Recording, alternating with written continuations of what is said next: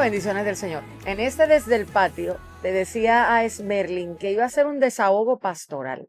Hemos estado observando tantas y tantas conductas que llaman mi atención porque son conductas que tienen mucho que ver con hombres de Dios y hacen que uno tenga que sentarse a analizar, Señor, ¿y dónde fue que nos equivocamos? ¿Qué fue lo que hicimos mal?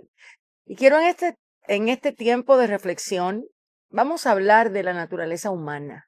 Vamos a hablar de querer edificar la vida de Cristo desde una naturaleza que nosotros todavía ni siquiera hemos encarado como es debido. Vamos a hablar un poco de querer servir a Dios desde una naturaleza totalmente caída, pero disfrazada no solo de hoja de higuera, sino de aquellas apariencias religiosas que pueden hacer que las personas crean que realmente nosotros estamos llenos de Dios cuando lo único que estamos es lleno de Adán, lleno del viejo hombre, pero sabemos hacer el acto de cómo camuflajear o disfrazar esta naturaleza. ¿Por qué vamos a hablar de esto? Porque es necesario que nosotros nos detengamos cuanto antes con la única finalidad de, Señor, ¿de qué forma es que tú quieres que hagamos las cosas? Hay que volver a preguntarle al arquitecto de todo esto cómo se construye la vida que él dijo que había que construir. Necesitamos dejar la idea de que Dios está buscando usarnos cuando ni siquiera tenemos idea de quién es Él. Tenemos que empezar a mirar a Dios desde quién es Dios y preguntarnos tan seriamente, Señor, ¿yo estoy conectado a ti o estoy conectado a lo tuyo? Podemos estar conectados a ministerio, a relaciones, a palabras proféticas, pero eso no garantiza que tu conexión sea con Dios. La verdadera conexión con Jesús produce su vida, aunque tome tiempo. Porque uno de los factores más difíciles en este momento de lidiar es el tiempo que toma el fruto. Aquí todo el mundo, o la gran mayoría, quiere el fruto de una manera rápida. Por eso recurre a la apariencia. Porque es más fácil aparentar que somos de Cristo que realmente manifestar lo que somos. Y quiero hacerlo desde la escritura que me acaban de mandar. Porque no lo había visto de esta manera, más ahora lo vamos a reflexionar. Tiene que ver con Mateo 16:23 y te pongo en contexto. En el momento donde Jesús tenía que encarar su cruz, aparecieron aquellos del camino, dígase su amigo Pedro, que le dijo tal cosa no te aconsejo, tal cosa no te suceda. Y ¿sabe de qué te quiero hablar? De que muchos de nosotros estamos corriéndole al proceso que realmente nos madura. Porque estamos más enfocados en el exhibicionismo de los milagros que en el quebrar el carácter que tiene que ir a la cruz. Creemos que Dios, cuando llega el tiempo de Él establecer el tiempo en nosotros de dejar de trabajar para afuera y comenzar a trabajar para adentro, creemos que Dios va a negociar eso. Porque quizás pensamos que Dios está necesitando, fíjese, promoción de sus milagros para que la gloria del hombre a Él le dé más gloria. Cuando la misma Biblia dice que Cristo gloria del hombre no tomaba. Porque el hombre en su estado natural por Dios está condenado, es enemigo de Dios. ¿Qué hace Dios recibiendo gloria de su enemigo? No existe para Dios. Y la naturaleza humana, la depravación que hubo en Edén es tal que tenemos que sentarnos a hablar de ella en el contexto correcto. ¿Cómo son que nuestras obras están produciendo tantas y tantas luces que cualquiera dice, Cristo no está ahí? Nada más hay que mirar alrededor. Solamente hay que ser expuesto a una prueba de fuego caliente para que te des cuenta lo que produce nuestra naturaleza, la cual hemos procurado esconder de una manera impresionante, pero Dios que conoce, antes de que hablemos lo que está dentro, Él sabe cómo producir que de nosotros salga lo que nosotros no queremos encarar ni enfrentar. Y es en este contexto que voy a hablar de Jesús. Porque Jesús, dice Juan capítulo 13, cuando comenzamos en esa escritura, para mí algo que me impresiona es la precisión cuando Dios va a trabajar tu carácter. Dios es preciso. Tú no le puedes venir a Dios, no, dame 2 días más o dame 3 para yo dedicarme un poquito más a promocionar tus milagros. Porque como Dios es preciso y sabe que lo que Él quiere producir en ti debe de provenir de su vida, de su naturaleza, no del ideal tuyo y mío que le va a dar gloria a Dios. Porque la carne nunca va a glorificar a Dios. El terreno de lo humano, de lo natural, no glorifica a Dios, ni tampoco el de la apariencia. Por lo tanto, yo me puedo proyectar como una ultra mega super ungida, donde la gloria de Dios aparentemente pose, se vean las evidencias, pero en el momento donde el fruto tiene que ser visto, haya simplemente la ausencia de este. Es que el fruto no se cultiva a través de lo que hago, sino a través de quién eres. Y el quien tú eres es edificado por Cristo, no por la obra de Cristo. Y aquí habemos muchos enamorados de la obra del Señor, porque muy en el fondo la obra del Señor nos autopromociona. Para muchos el reino de Dios es simplemente una nueva plataforma a donde nuestro ego, nuestros sueños, nuestros deseos muchas veces son proyectados.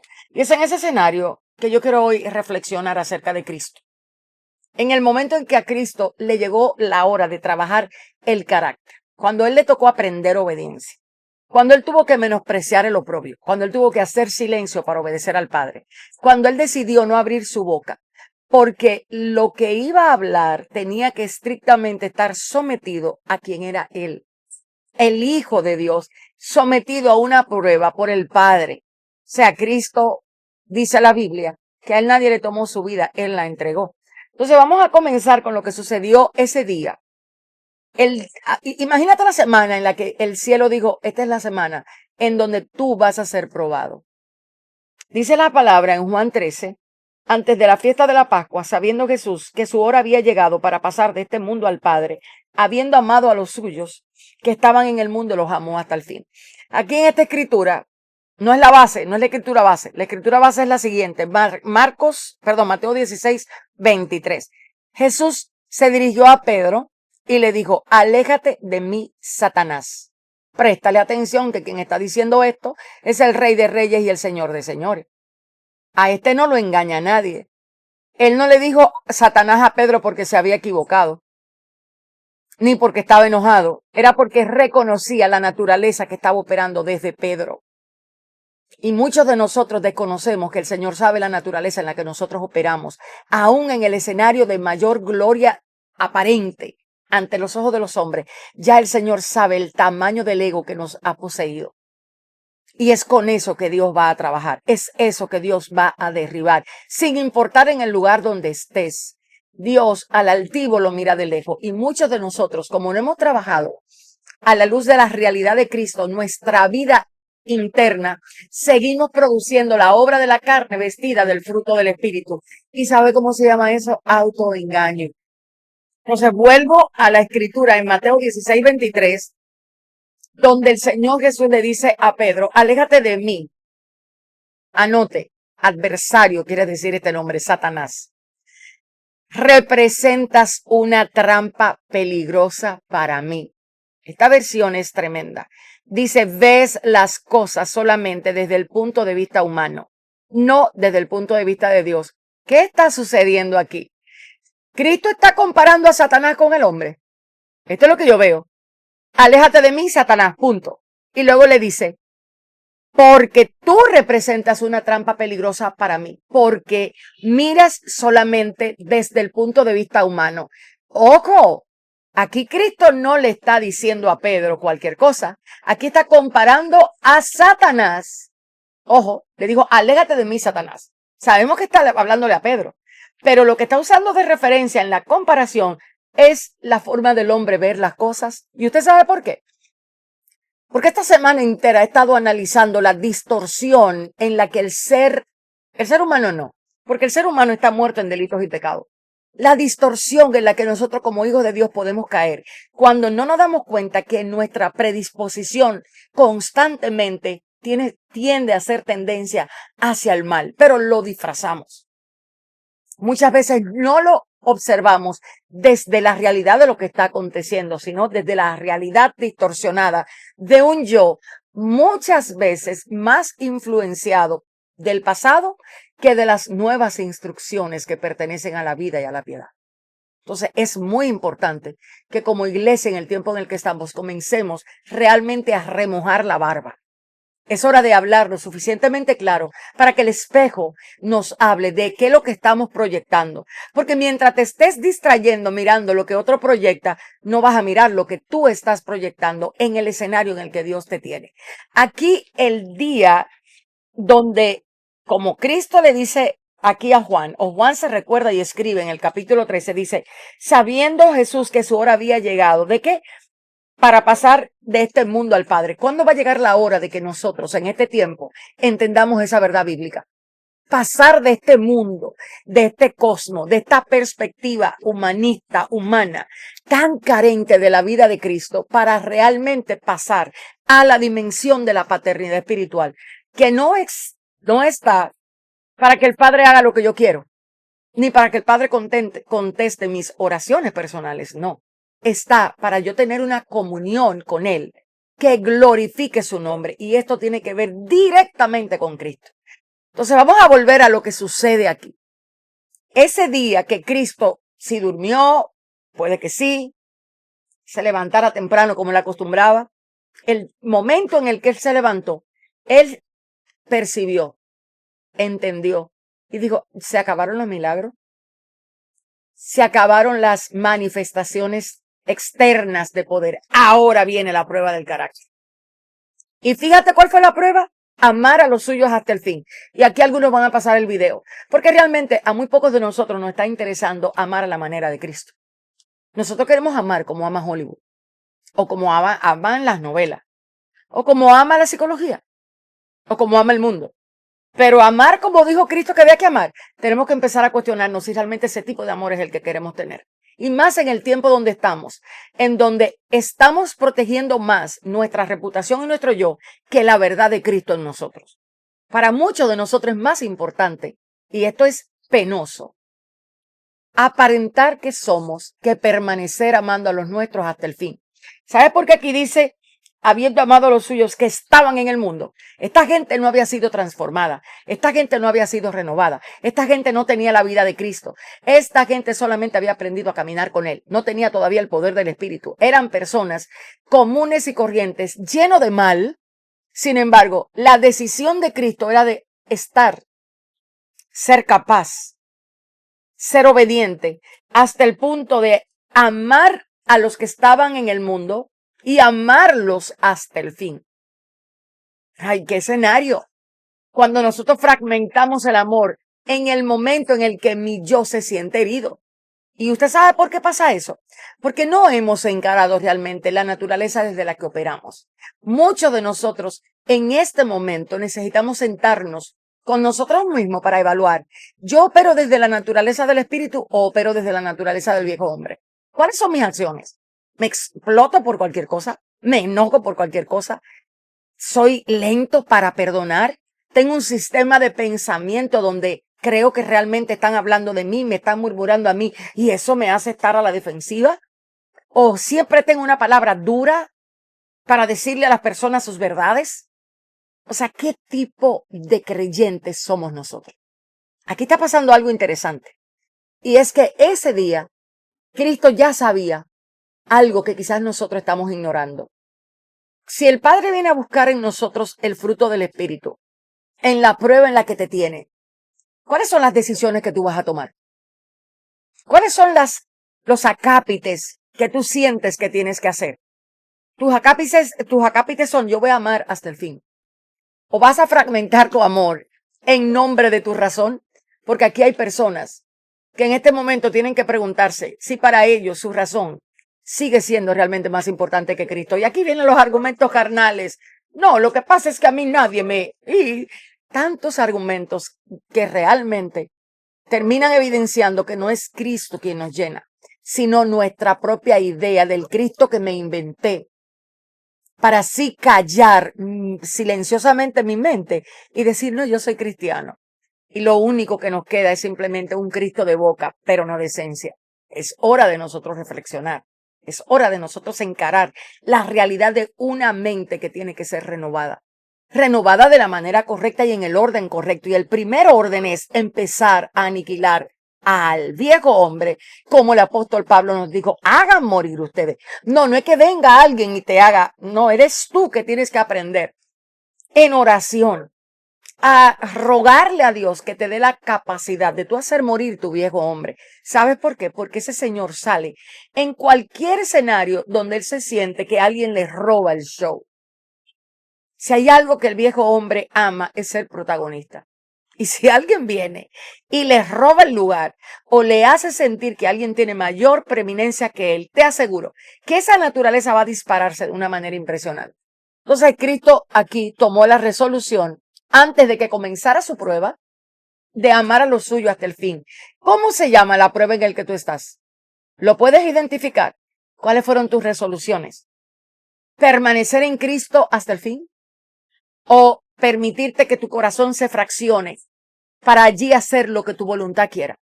Este día comenzó Cristo sabiendo que ya le había llegado la hora. La promoción se había acabado. Ya el 2x1 había pasado. Ya los milagros 2x1 se acabaron ese día.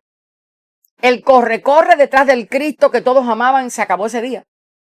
Ya ahí empezó en verdad la prueba de fuego de él. Después de ser aprobado, validado, amado por la multitud, comienza a experimentar el verdadero rechazo de los suyos. ¿Y cuál fue su decisión al principio? No fue razonar el mal que ellos tenían, que es lo que muchas veces nosotros hacemos. Nosotros empezamos a golpear el mal que tiene el prójimo. ¿Por qué? Porque bueno, yo golpeando eso, así me libro de tener que soportarlo. Así me libro de tener que permanecer en mi escogencia de amarle hasta el fin. Justifico la razón del por qué no mantenerme en el amor. Entonces aquí yo estoy viendo que ese día Cristo se levantó y dijo, hasta aquí llegó la liberación. Hasta aquí llegó sacar demonios. Hasta aquí llegó a hacer el milagro de la multiplicación de los panes y de los peces. Ya a partir de ahora ya yo no camino con el manto de los milagros. Ahora voy a caminar con el manto del carácter. Aquí es que empieza a tener un cumplimiento vivo, lo que dice Filipenses 2:5. Un sentir hubo en él. El primer sentir era, ya mi Padre no quiere que yo promocione la naturaleza del milagro. Ahora mi Padre quiere que yo obedezca todo lo que tengo que obedecer. Y es aquí donde la cosa se pone interesante. Porque cada vez que Dios va a trabajar el carácter con nosotros, hay un manto que tiene que desaparecer para que nosotros podamos experimentar la transformación que requiere la vida de Cristo en nosotros con la humildad que se requiere, con la realidad que se requiere. Si Dios entra, bueno, Dios está dentro, pero imagínate que Él te toque realmente la puerta y diga, voy para acá adentro. ¿Puede Dios decir que tú le has abierto intencionalmente todas tus áreas oscuras? ¿O tiene Dios que salir a buscarla? Porque todavía en ti hay el temor de que realmente tú puedas decirle, mira, esto es lo que hay dentro, allá en lo más profundo, allá en lo más escondido. O sea, ¿cuántas veces nos encontramos con personas que tienen años y no han podido cambiar su carácter malhumorado? Solo hay que tocarle para verlo explotar como un fuego artificial,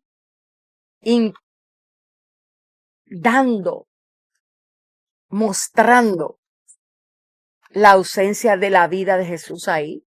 Pero quizás esto ha pasado porque en vez de estar siendo restaurado, renovado, revivificado desde la vida de Cristo, solamente se le enseñó lo que debe ser un cristiano, pero no cómo un cristiano se convierte en ese tipo de cristiano.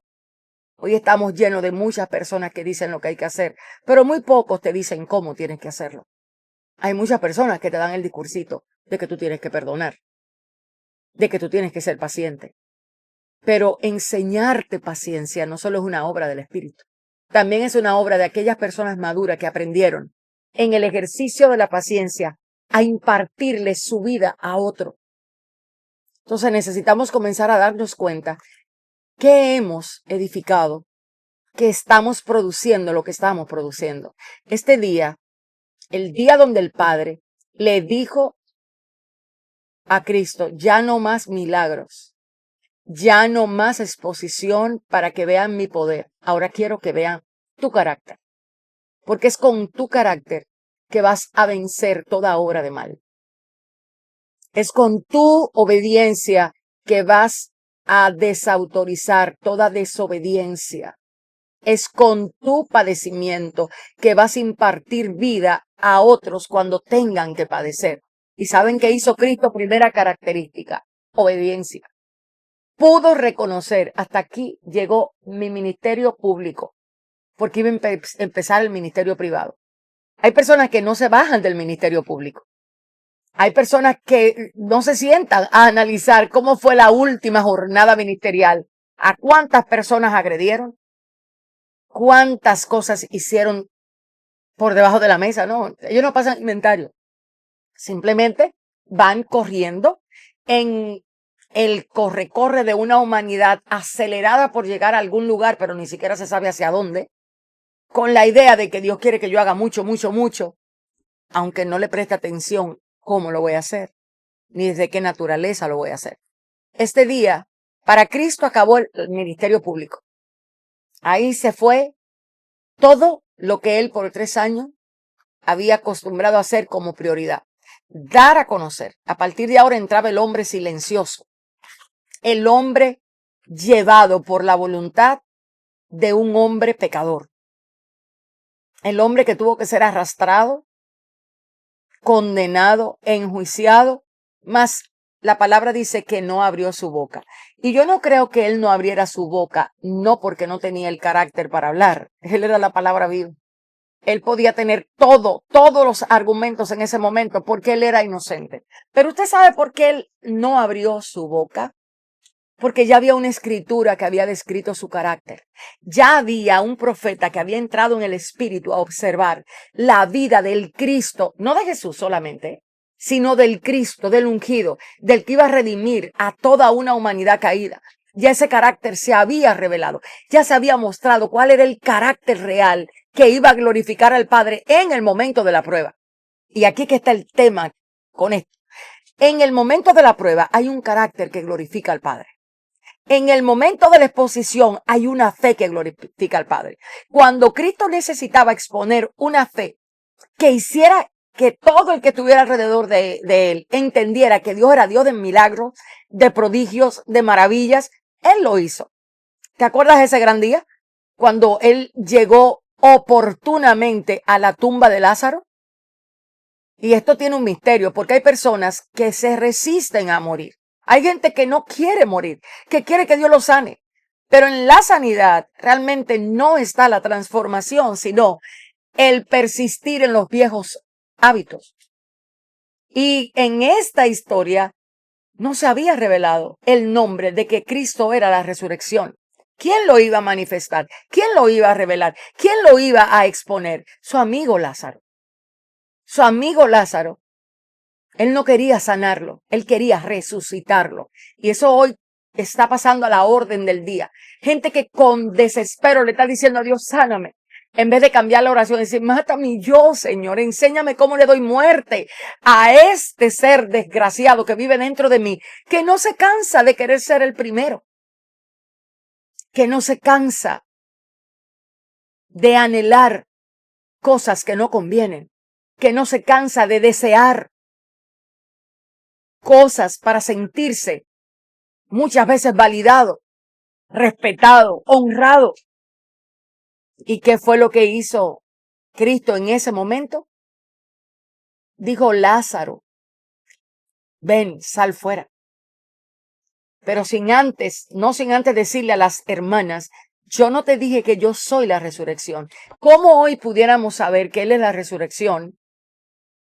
En ese momento, si no hay un Lázaro dispuesto, o si no hay un Cristo dispuesto a dejar un Lázaro morir. O sea, hay cosas que Cristo, mira, se va a parar. Óyeme bien lo que va a hacer. Se va a detener, no va a llegar. Caiga, mira, tú puedes caer con el ataque que caiga. Tú puedes rogar lo que ruegue, pero Él no va a llegar porque Él no quiere sanar esa área. Él quiere que muera. Él quiere que pierdas toda la esperanza en la humanidad que hay en ti. Hasta que caes sembrado, hasta que caes de rodillas y dice, Dios, haz realmente tu transformación. Hasta que aprendes realmente desde adentro a quebrar a ese yo que se resiste. Jesús esperó el tiempo de la muerte de Lázaro. Y luego llega y dice, yo soy la resurrección. Ese milagro acontece. Pero fíjate que después que Juan 13 se redacta, ¿qué milagro tú encuentras? Ya tú no ves la exposición de Cristo. Entonces quiero decirte algo. Cuando Dios va, y yo empecé esto diciendo que posiblemente fuera un desahogo pastoral, me ocupa tanto observar que la gran mayoría de personas que en este momento está en la iglesia, envuelta en la iglesia latina, es más internamente en busca de sus ideales que de conocer realmente a Cristo. Tenemos una urgencia por producir una vida espiritual que muchas veces no nace de Cristo mismo, sino de nuestro esfuerzo. Y ahí el colapso. No hay tiempo para esperar crecer, porque Dios nos quiere usar. Por lo menos eso fue el último mensaje del profeta que vino a la ciudad. Dios quiere hacer cosas grandes contigo. Pero Dios te ha hecho saber a ti cómo está la condición interna tuya, que antes de hacer cosas contigo quiere transformarte, quiere ver tu viejo hombre realmente morir. ¿Saben las personas que en este momento están desalentadas porque la vida de la gran mayoría de personas que conocen carece de la esencia de Cristo? Sin embargo, están en el altar del ser usados por Dios. El evangelio no se trata de ser usados, se trata de la vida de Cristo en nosotros. Impartir esa vida genuinamente a donde vamos. Pero hoy día hay un choque tan grande de naturaleza alrededor nuestro que a veces hay que pensar 3 veces, Señor, ¿qué es lo que está pasando aquí?